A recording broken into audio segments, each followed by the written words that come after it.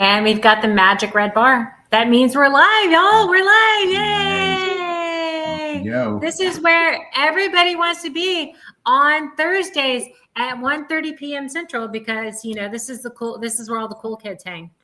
This is the cool kids group, and this is where we all hang. Right? Are we at the back of the bus? Yeah, causing all sorts of trouble with the what was it? The paper wads that you would shoot through a straw. What was that called? I don't even remember. I'm so old. Spitballs. Yeah. Spitballs. Yeah, that's what we did at lunchtime in elementary school. I don't even know if they do that anymore. Oh, I bet they do. I should ask my kid, but I bet they do. Who knows? All right. Well, very cool. Well, welcome to my guests. We're going to talk site selection and we're going to talk construction. And we've got one of our guests was actually recently featured in the news. You should have broke it here, by the way, but that's all right. I'll forgive you. It's fine. You can go get featured in the news. It's great. So we're going to talk through that. And before we get started, I will let my guests introduce themselves. So Martin, you get to go first, sir. Great to be back, Amy, and great to meet the rest of the panel here today. So Martin Renkus, Executive Director, Johnson Controls.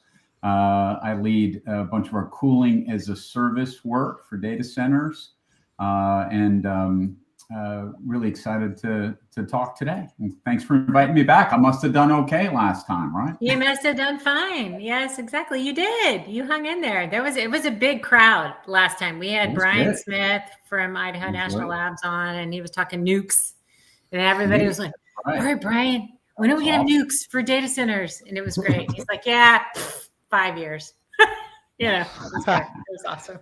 Gotta have him back. All right, Patrick, your turn, sir.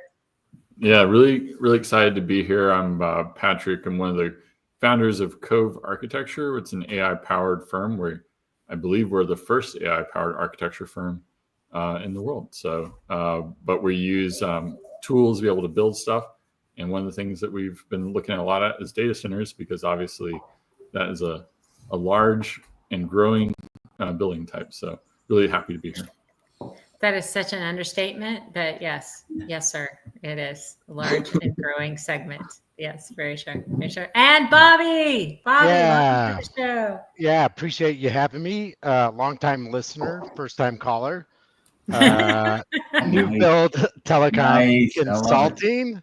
I'm here in Colorado. And so New Build Telecom Consulting, we're a firm and we're focused on helping tier 3 and 4 development teams with outside fiber plant consulting. Mm-hmm. And so what this really looks like is working with the telecom providers as a agent for owner. From the outside looking in, it might look like we're just ordering circuits and tracking milestones, but our reach goes much, much deeper than that.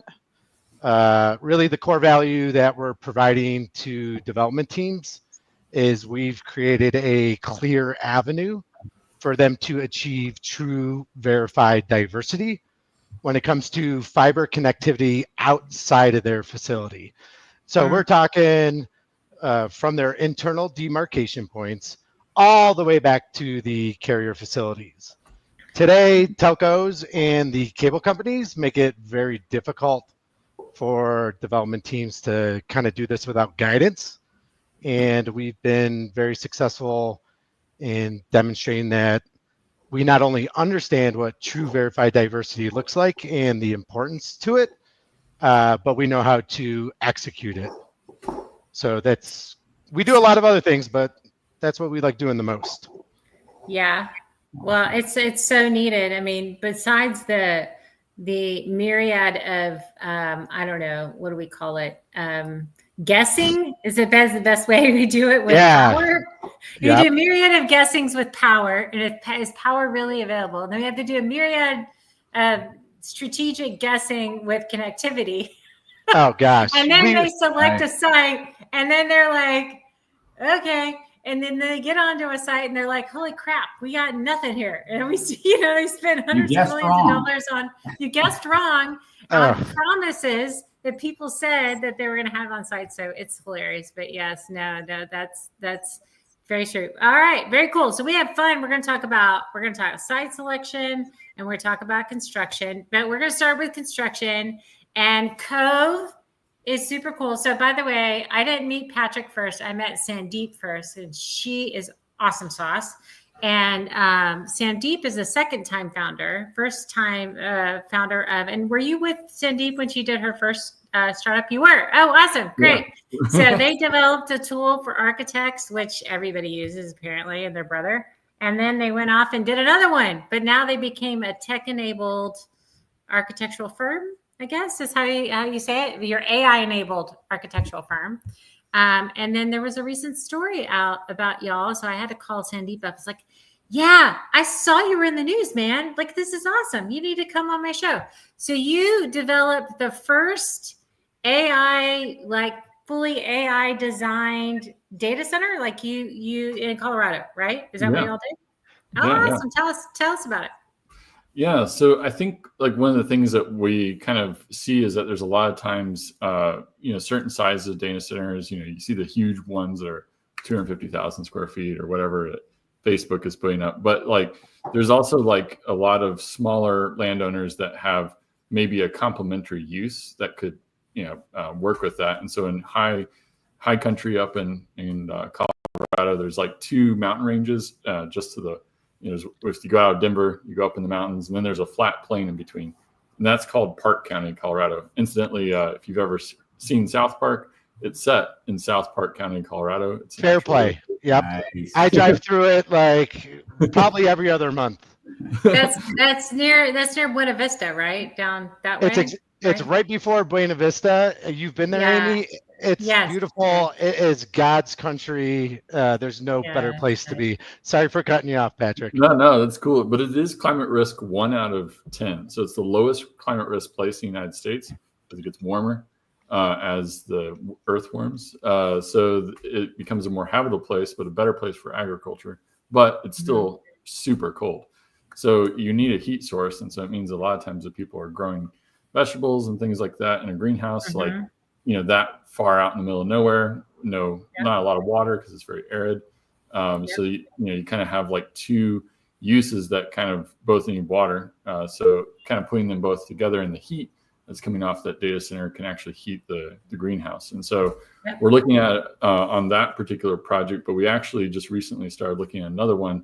It's confidential in Ohio. That's like potentially a few $1 billion data center that combines the 2 things together. So it's kind of like a trend that's emerging because you can make a much higher performing asset if you use the power from one and dump it into the other. So for sure. So Jay Jorgensen, he was a guest on the show, has a design for that very use. So taking the waste heat and using it in greenhouses. He's a former guest, but any ways to take that heat that actually saves energy inside the data center. And if you can use it for good, like for greenhouses or heating homes or whatever you want to use it for, it's a great deal. Sorry, I interrupted you, Martin. You were going to ask a question. No, my question for Patrick was, tell me how AI was applied to help solve that problem. Did it come up with that idea? Like, for example, at Johnson Controls, we do some cogen, combined heat and power off the fuel source. So I've heard of that before, but it really sounds fascinating. Yeah, we actually have an app that we built specifically to do these kinds of things, where we can size them and like look for those complementary uses. And one of the things that we were looking for specifically was locations where the outdoor temperature is always below the indoor cooling temperature that you're trying to get to. So you can 100% outdoor air cool in Park County, Colorado, because it's always colder than what you need. And so like that forms like the basis for a really virtuous cycle. So we use AI to help identify the location, but then we also use it to calculate rack spacing, all the cabling, everything down to the nitty gritty so that we could actually validate whether or not it would perform at that level. So that's how we got to, down to 1.2 on the power use intensity. Yeah. So that was like really exciting to see how we could like utilize that outdoor air to really drop the overall energy use. But, obviously it's super high altitude. So you do need to like save up the snow as meltwater and use that for your evaporative cooling. But then you can take that evaporative cooling, put it back into the greenhouse. Where water. where are you guys storing the snow melt? Are you guys have on-site facilities that you guys are building, or how are you containing that? You have to have an underground cistern that's underneath your greenhouse, basically. Okay. Where you store all that water, because it only snows during a certain portion of the year, and so then you have to store all that water and then use it judiciously so you don't impact groundwater in an area like that. Yeah, that's the Collegiate Peaks, so that's high grade water there. It went to school for at least 6 years. It's valuable. That's funny. I mean, Colorado, so talking about water, Colorado has such they're so water constrained. It amazes me. I used to be a real estate developer, and I was developing Colorado, and there was just certain tracts of land I couldn't develop on because you just couldn't get water to it. No one was going to bring water there. It's like, good luck, peace out, man. Get it from the rain, because we're not supplying. In Colorado, which coming from Texas, that's like such a foreign concept. They're like, you want to go down the street, hook up, a lot of Colorado, it's crazy. Yeah, a lot of our water is actually getting sourced from surrounding states and like California, so it's top of mind here in the news almost on a weekly basis.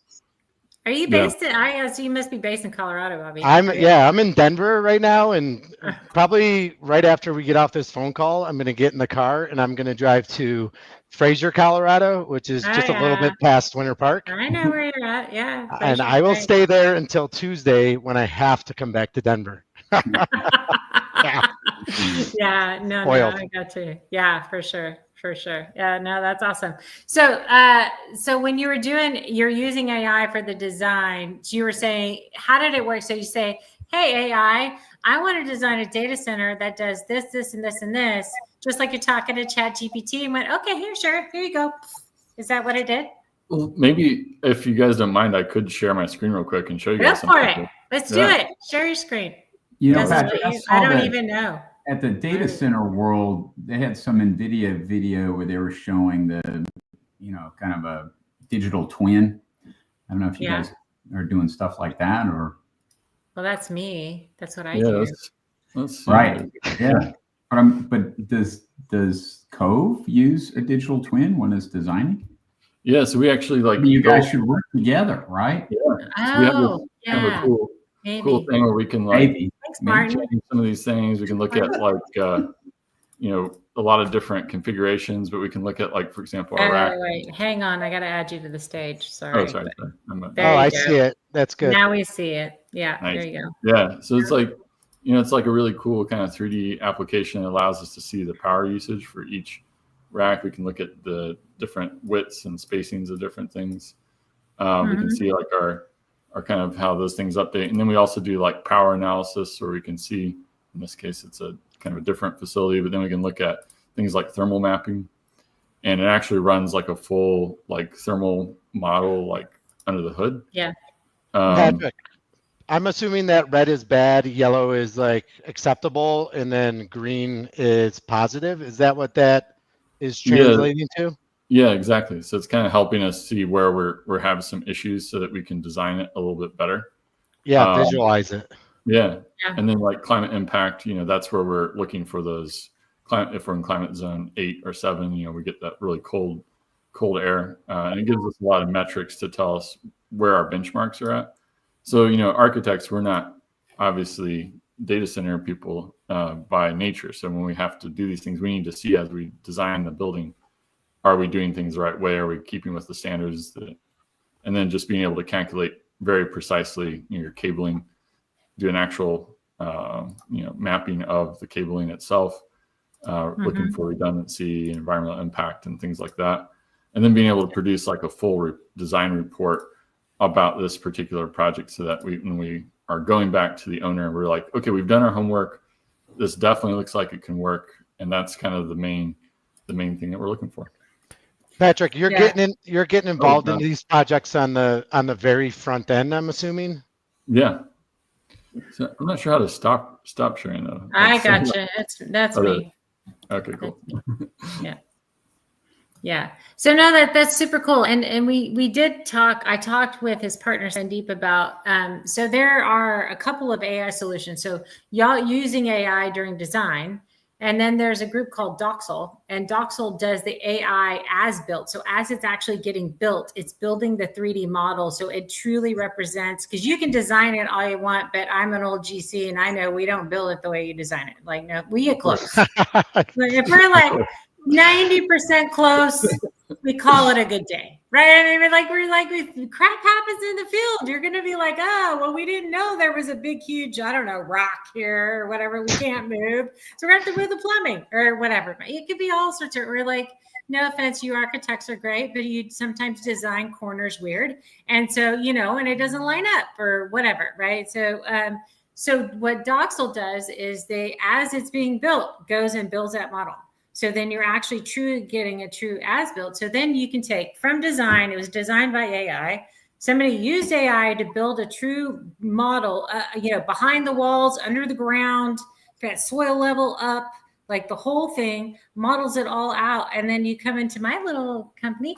And then as you're operating it, we can have the true kind of model all the way through, right? So that's kind of the utopian goal that we're trying to get to. But yes, but it's super great that AI is, I mean, I'm sure just even using it in the design process, you're saving a tons of time, going through. Like, once you kind of unleash AI and have it look for things, when you actually like let it go, like sometimes you're just like, I don't know, I don't want it to go look for things. But then you kind of have it go look for things and it goes, and then you're like, oh, holy hell, I didn't even realize that was there. Damn it. We missed that one. So it's great. It's great for sure for flagging certain things that might not be, that we're not seeing. Because if you shift decision making earlier in the process, the architect's time is always at the end when they're doing construction drawings. So any changes you make at the end are what kills the budget and the time and all that.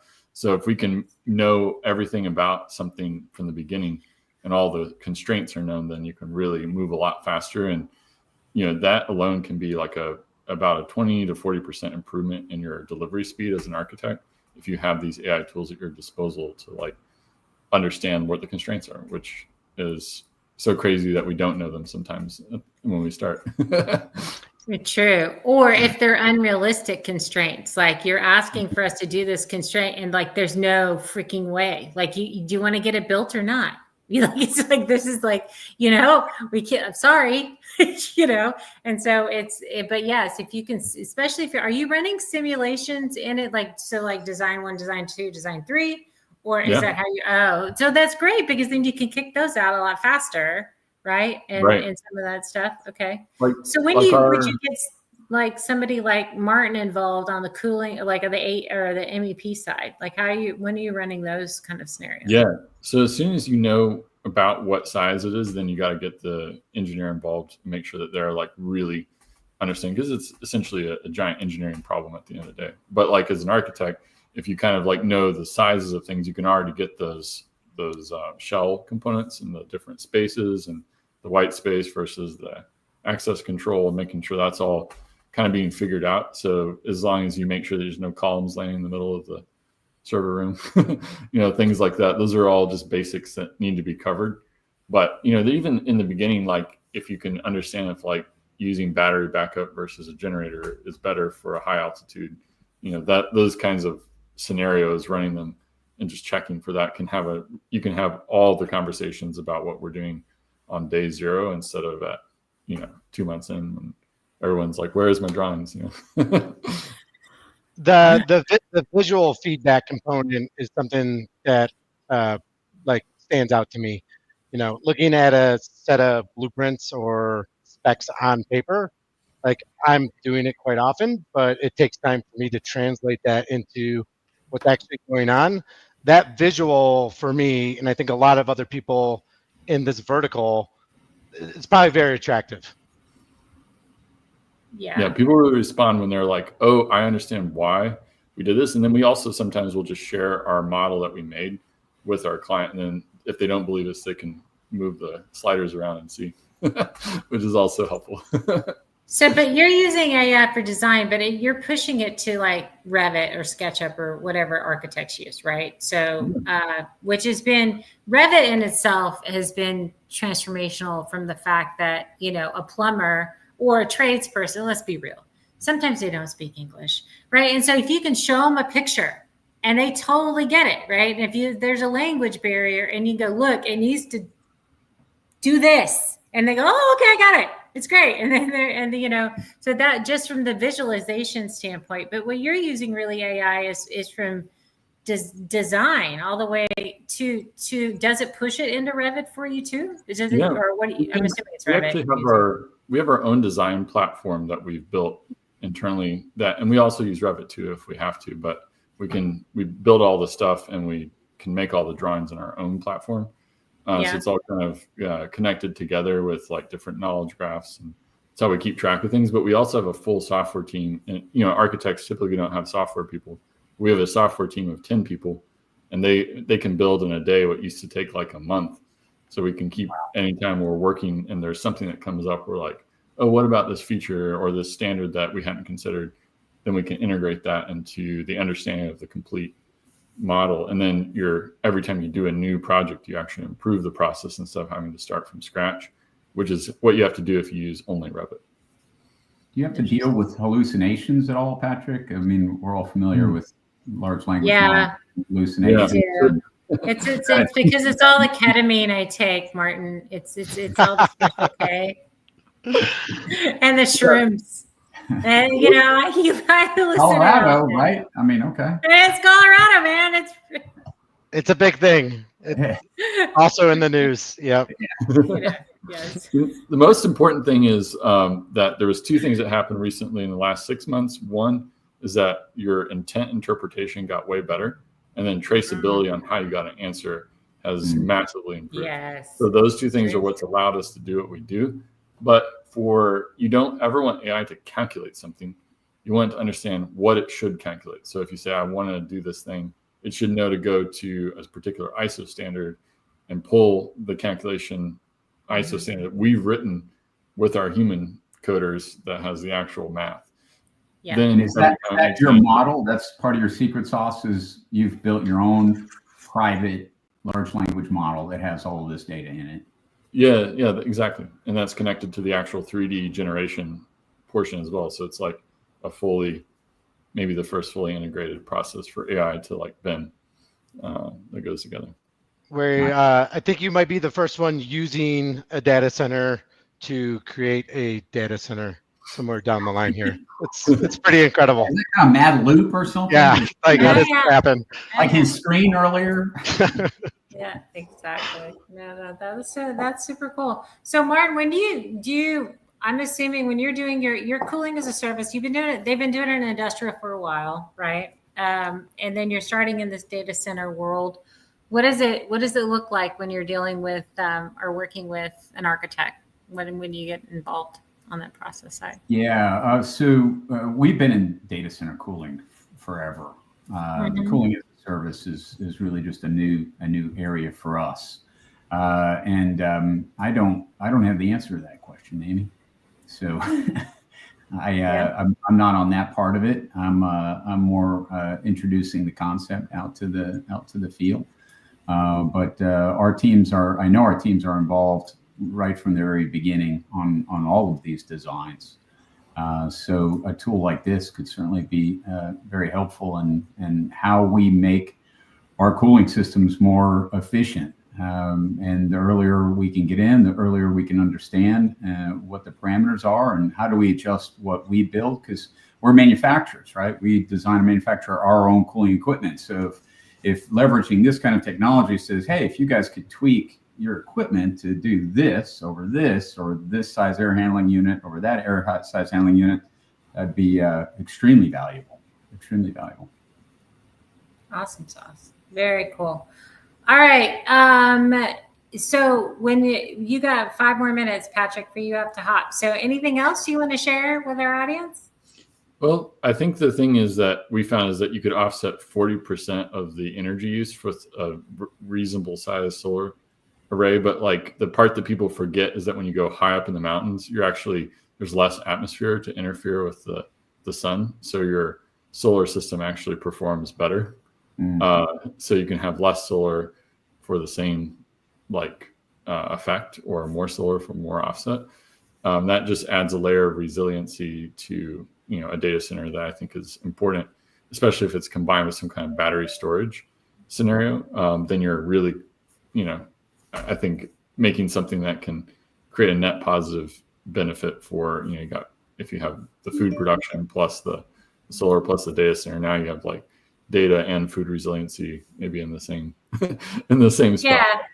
Yeah, but we're not going to have that luxury for every single data center that we're developing, right? So, but you can use the AI to kind of maximize whatever it is. If they're sticking it in Laredo, Texas, because there happens to be available power in Laredo, Texas, and it's hotter than hell, and it doesn't have a lot of water because Laredo's in the desert, are you able to kind of figure out best case scenario there too? Exactly. There's oftentimes complementary uses of any kind for various different things. So, we always look for those angles, and maybe it's just a straight up data center, but it's oftentimes if you give someone, here's a list of other things that could go with this, it can really sweeten the investor rate of return.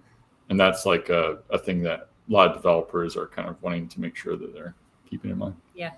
Some parts of the country too, you actually need heating more than you would think, like Atlanta. There's actually slightly more heating degree days and cooling days, even though it's called Hot Atlanta.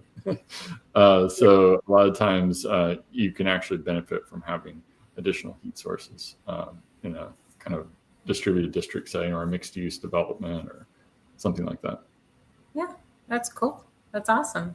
Yeah. Well, great. Yeah. Well, thanks for coming on the show, man. This has been super cool. I appreciate you being here. It's awesome. Well, really pleasure to speak with you all, and I hope I get to know everyone here a little bit more. So really nice to talk to you. Hey, Patrick, how do we get in touch with you if we want to talk to you? Yeah. So our website is cove.inc.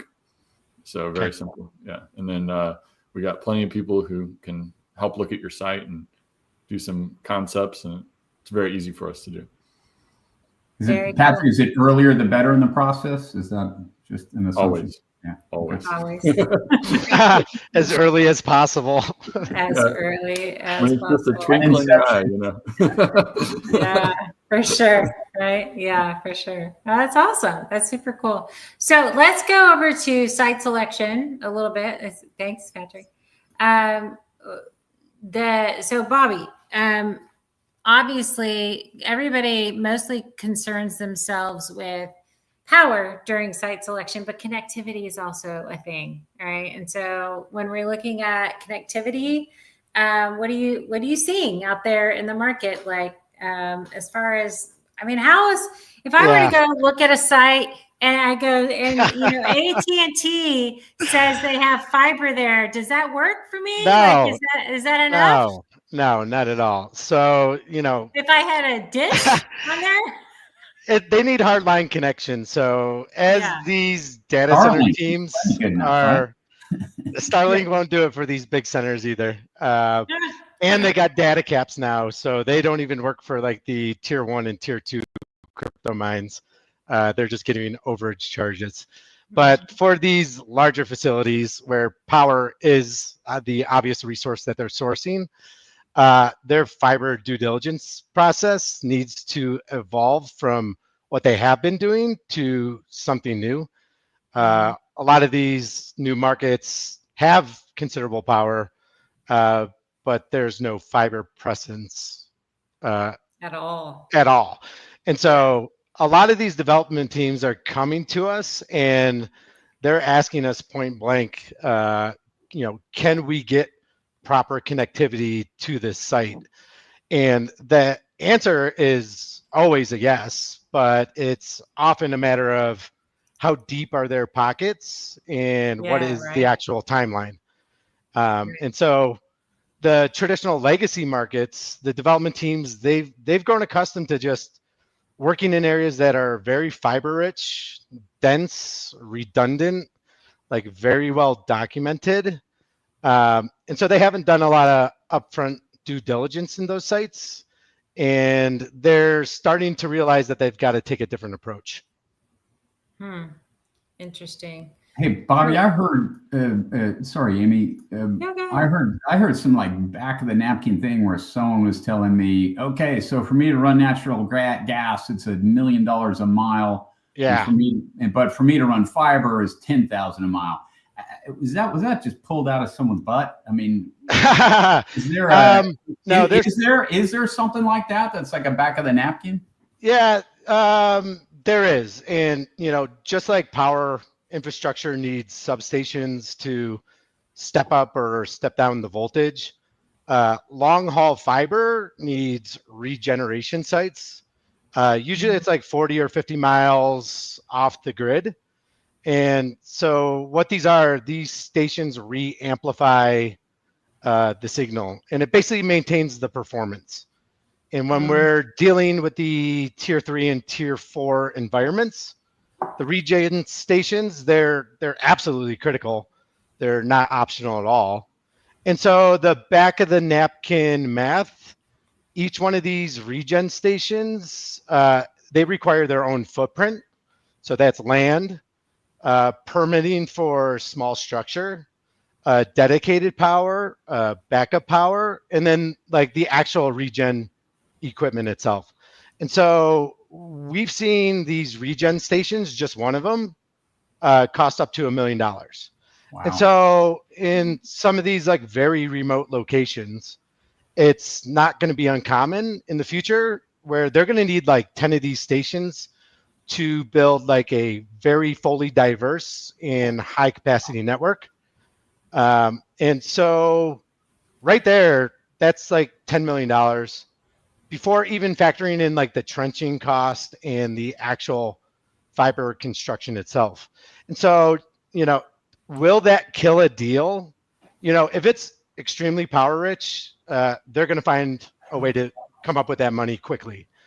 But the true killer, and this goes back to everything within the development phase, is these stations, they take time to build. They're going to be required in these very rural areas, and these can easily add another year onto a project. And so for development teams and site selection, going back to that, it's very important to have some intelligence and some visibility into these new line items, because it can be the reason why the entire handoff to the end tenant is delayed, which that's an unacceptable outcome to everybody. Of course. Yeah, for sure. I mean, they can't just pull up fiber locator and say, "Oh, I got fiber there," and so now it's a great site. I'm not knocking fiber locator. No. Listen, they do a goal service. I'm just kidding. I'm not going to do it on this call. I said I was going to behave because it's my first introduction. Fiber locator is a terrific tool, but fiber locator and the equivalent services that are behind paywalls, they're not showing you everything. They're showing you regulated or submitted fiber runs. It's not showing you true intelligence on the sites. And so what we're doing is we're providing true site-specific fiber intelligence. We're not just asking if there's like a cable nearby. For our development teams, we're digging really deep. We've got extremely good relationships with tier 1 and the regional carriers. And so for these potential sites, we're like socializing what we want in that plot of land, and the engineering teams are giving us the information that we're looking for, and then we can take that information and put it into a very digestible, this is the amount of money that we should expect, and this is the timeline that we're going to really need for this specific site when it comes to fiber. So let's do a DC 101 class here. So define tier 1 to tier 4, number 1.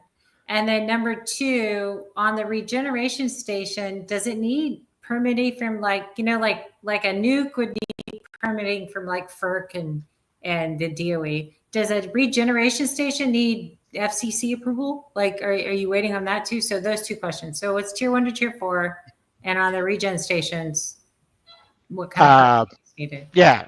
Great question. For the regen stations, the permitting is usually local. Okay. And cool. so a lot of the developers have very good relationships locally with the government or local entities.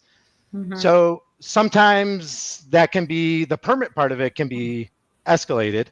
But then we're dealing with the actual telcos themselves. And no matter how much we're going to escalate that issue, it's still going to take time to get these teams out.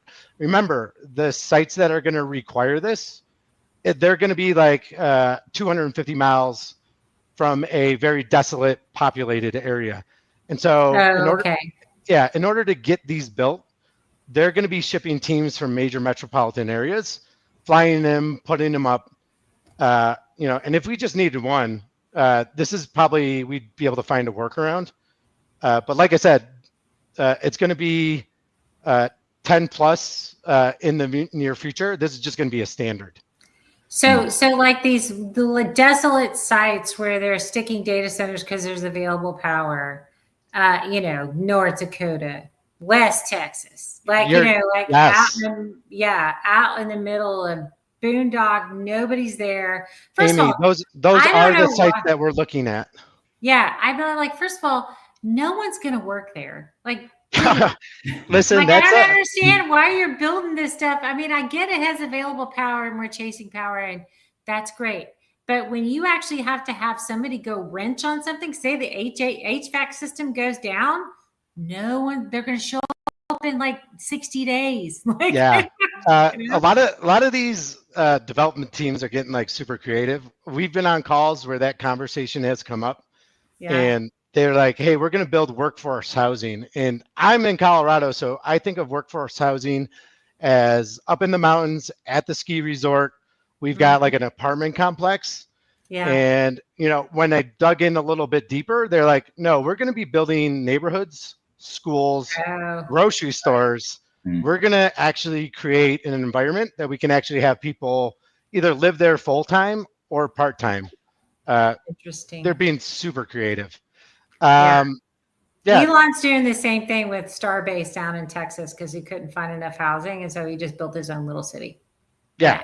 Okay. All right. It's incredible. Mars. How many people are going to need on Mars? That'll be interesting. That's true. I'm out of here. Okay. All right. Yeah, exactly. Go to Mars. Well, all right. So, okay, cool. So regen stations. No. Okay. So tier 1 or tier 4. What does that mean? What does tier 1 mean? What tier 2, tier 3, tier 4? What does that mean? It's just like every other aspect within the data center. And so it is all about uptime and compliance and what type of redundancies are built into, in my case, the outside infrastructure. So like tier 1, we're talking about you can hook up DSL, a cable line.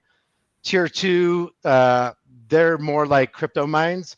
They don't mind going offline. If power gets too expensive or they have power to give back to the grid, they'll just shut themselves down. Tier 3 and tier 4 is where those environments are mission critical. And so just using the Uptime Institute standards, we're building in for tier 3. We're building in 4 diverse, not paper diverse, truly verified diverse pathways back to the telecom facilities. And then tier 4, did I just say tier 4 or tier 3? Yeah, tier 4. Tier 3. Three. Yeah. Tier 4, we're adding an extra layer, and sometimes we'll build in 5 or 6 unique pathways back to the central offices and head ends. And with those runs, we're talking about 5 and 6 different pathways. They've all got to be unique.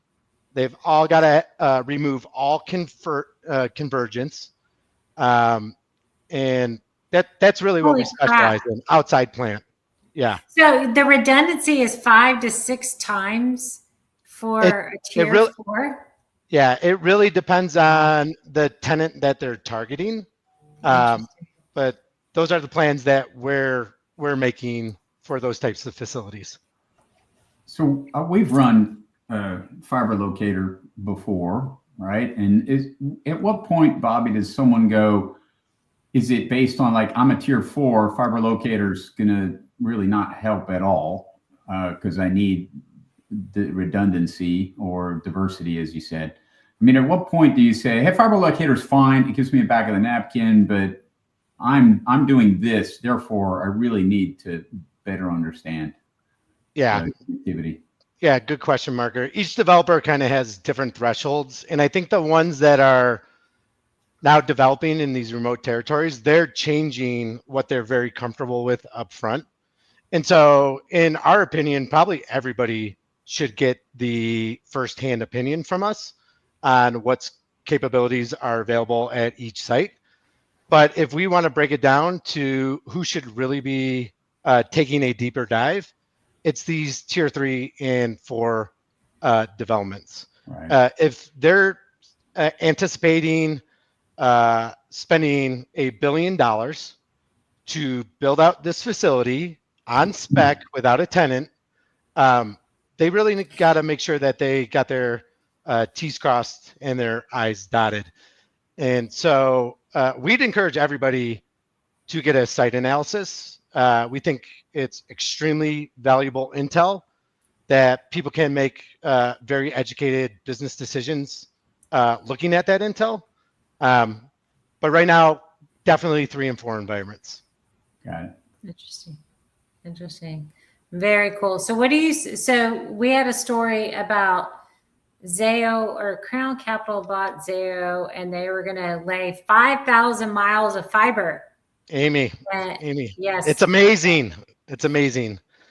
I'm in Colorado. That's where Zayo started. So like I've probably got a little extra for them, but the one thing that I've always respected about Zayo is how strategic they've been since their inception. They only started like 2006, maybe 2007.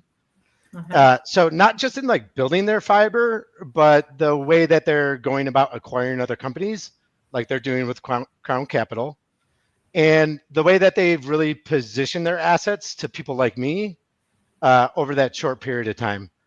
And so their teams that they have over there have a very long view on where connectivity is going. And it really shows, because those networks that they just built in 2007, 2008, they're powering a very significant portion of all the technology that we're all using day to day.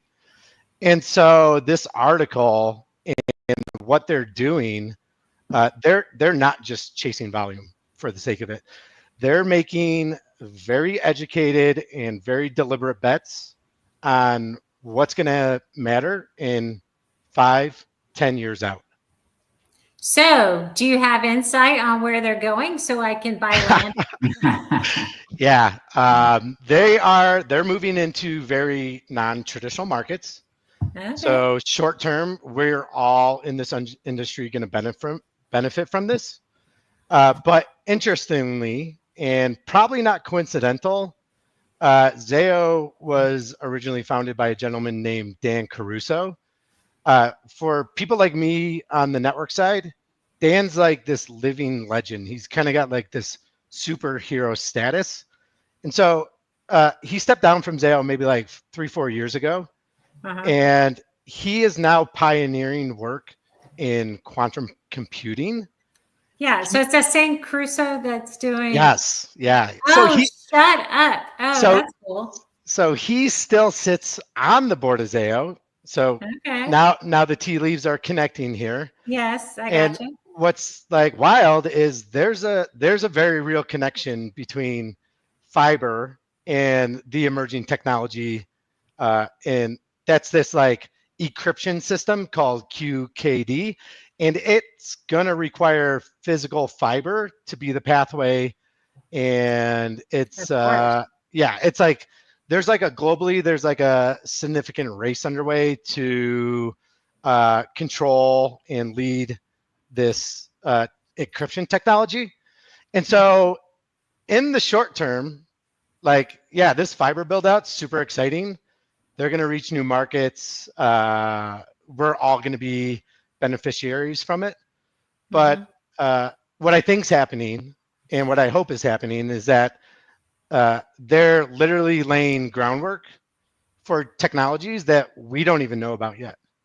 Right. And so this build out is most likely part of that larger strategy for what's next. They are thinking 10, 15, 20 years out. And, we've all got to buckle up. Like this next decade is going to be absolutely wild. We don't even know what they're going to do. Yeah. I know that's crazy. Very cool. Well, if so we go before we get over into how we design cooling and stuff. But look, last question to you, Bobby, is on a site if it's got power but it doesn't have connectivity, will the lack of connectivity kill a deal? Again, that kind of goes back to what developer and how deep their pockets are. We're always going to be able to provide connectivity, but there's always going to be a threshold. And so we'll give them all the data. They'll put it in their pro forma, and they're the ones that are going to be like, hey, this doesn't make any sense anymore. We've got 3 other sites. We're going to deploy our capital that way. And for other developers, that same equation, they might find it worth the risk. So interesting. Yeah. Okay. So it's case by case. All right. Case by case. Very cool. Very cool. Awesome. Well, good. Well, thanks for coming on the show. We needed a telecom person on this show because we didn't have anybody. And we've been guessing for years, like on this show. Like we really needed someone to tell us the true scoop. It's awesome. I got the scoop. Thanks for the invite. Yeah, no, you stay on too, by the way. It's all good. So Martin, when we're talking about development and we'll kind of shift gears here to talk about cooling. And it's most like from a data center infrastructure, that's all anybody really almost cares about is how we're going to cool this stuff. Does Johnson do, besides cooling, is it doing like from a exhaust heat kind of like, tell me all the stuff that Johnson's working on. Yeah, so Johnson Controls, certainly everybody knows does cooling, but we also do fire, we also do security. These are all kind of part of a triumvirate of what we do at Johnson Controls for data centers. In the division I work in, which is sustainable infrastructure, we're kind of unique in that we're a division of Johnson Controls that does guaranteed outcomes. So, I mean, I'll give you an example. One of our largest projects fairly recently here is where we didn't just sell cooling equipment, we sold temperature, pressure, humidity for 20 years for 11 million square feet. So now, the organization can look at this and go, hey, I've got to buy chillers and HVAC and CDUs. I've got to buy all this different equipment, and I've got to operate it, maintain it over the life cycle. When do I got to replace it and upgrade it? And all that's kind of taken off the worry list. So the data centers, like Bobby was saying earlier, is like we have amazing things ahead of us that are happening that we can't even predict.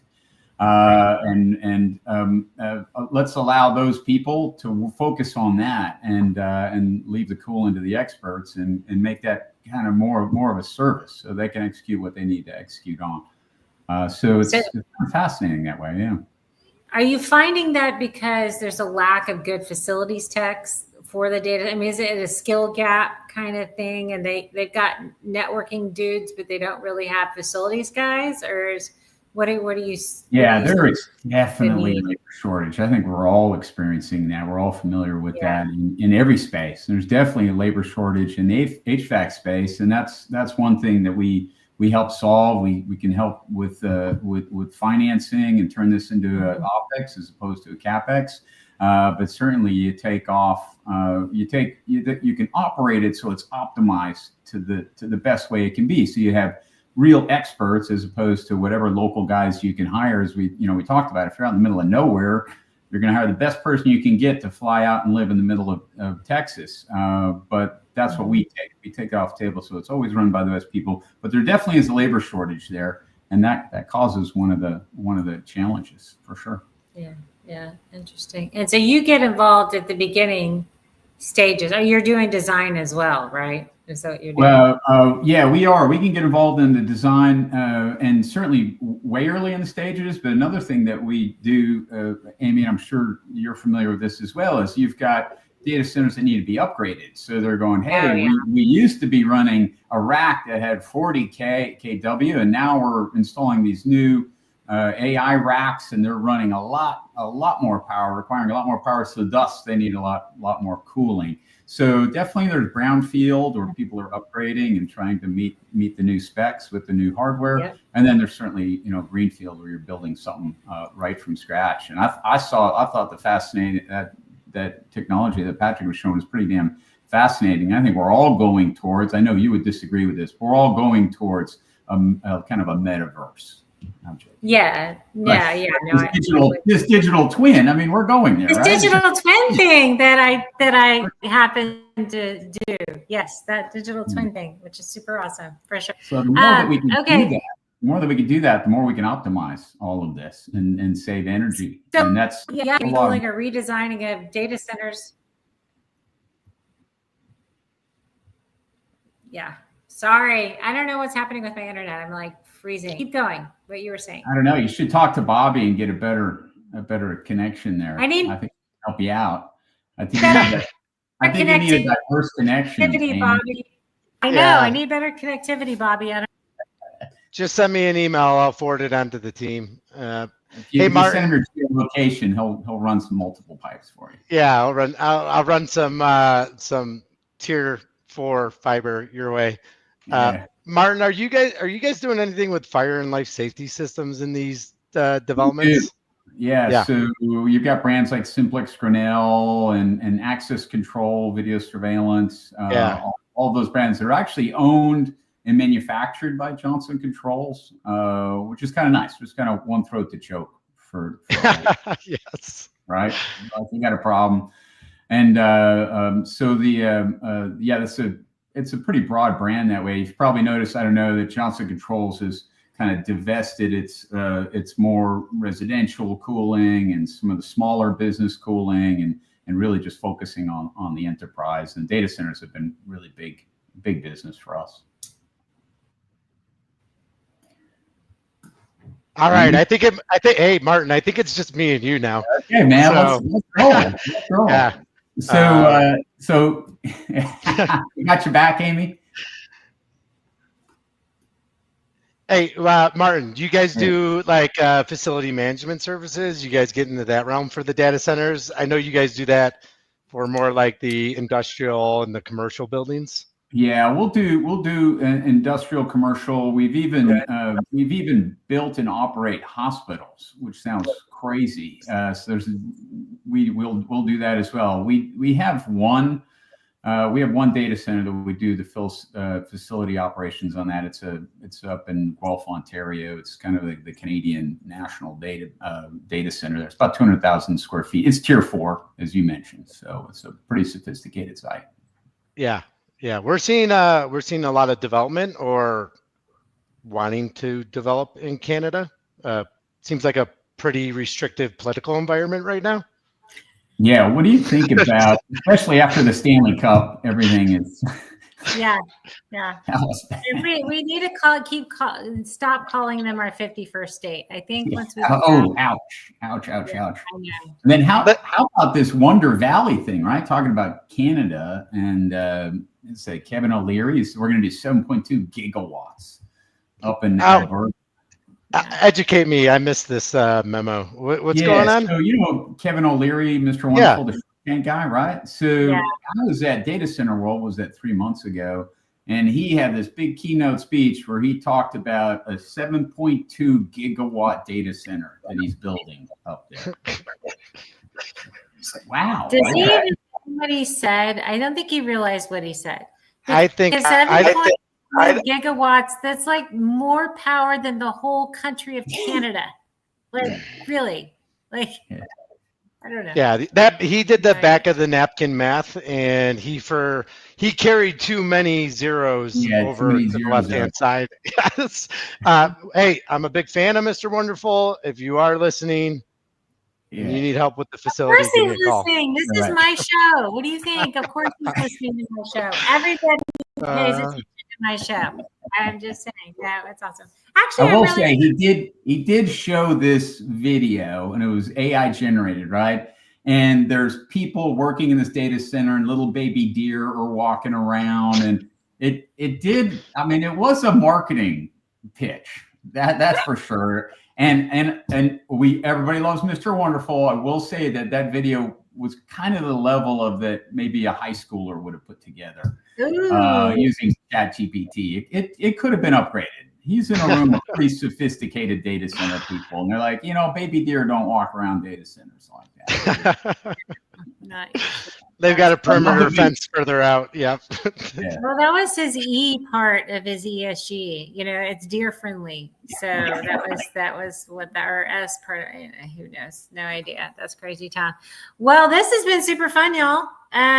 What I will say is, I'll make an announcement. This is news. That the U.S. PropTech Council, this is a show of, is the U.S. PropTech Council, we are in negotiations and should launch our data center innovation lab, which will be, thank you. I'm super excited.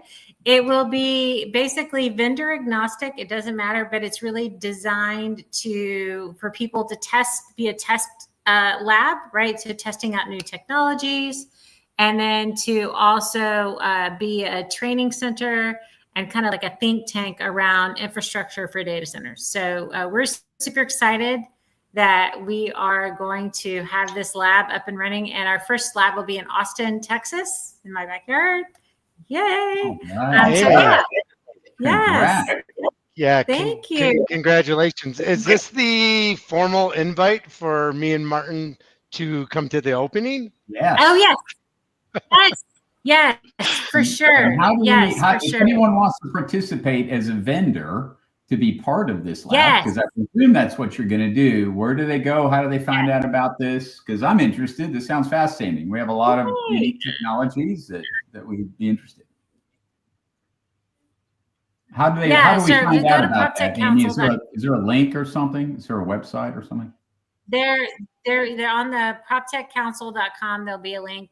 Yes, that's how they'll find out about it. And we'll have the page up for folks that'll be interested in it. And we have a modular data center developer that's going to help us. Ooh. That will be our first rendition. It'll be built modularly, and it'll be really super cool, and which allows us to get up running faster, right? So we're going to have our first data center lab will be a modular development. So it'll be pretty cool. So Congratulations. That's awesome. Thank you. Yeah, congrats. Those modular units are really cool. Yeah. It's pretty awesome. And he's actually going to come on the show, I think, next week. So it's Chris with Mod 42. Yep. And he's going to come on next week, and he'll kind of show what it kind of looks like. But I'm super excited. We're going to work with him, and we're going to get this kind of set up and off to the races. So that's kind of the plan. So, all right, before we go, and my connectivity, I don't know what the hell, Bobby, come fix my stuff, man. But before we go, Martin, tell people how they can get a hold of you. You can find me on LinkedIn, Martin Renkus. I'm at Johnson Controls. I think I'm the only Martin Renkus on LinkedIn. So I feel lucky that way. I feel bad for those people like John Smith. So Martin Renkus on LinkedIn. And Bobby, I'm going to ask you, since I think we lost Amy again, if people want to get a hold of you, Bobby, how do they reach you? I prefer they just give me a call directly. This is my super secret back of the house line. It's 720-970-3300. I'm also on LinkedIn. My dad's name is also Bob. So the younger one you want to connect with, not the older one. And then I will be attending the DICE conference in Columbus. I think it's next week, the 26th. And then obviously I'll be at the one here in Denver. So if anybody wants to get a drink and talk shop, let's set something up. Awesome. Might see you in Denver. We'll do it. Thanks, all right, Amy. y'all. Thanks for coming on the show. Thanks, Amy. All right, we'll see you. All right, bye.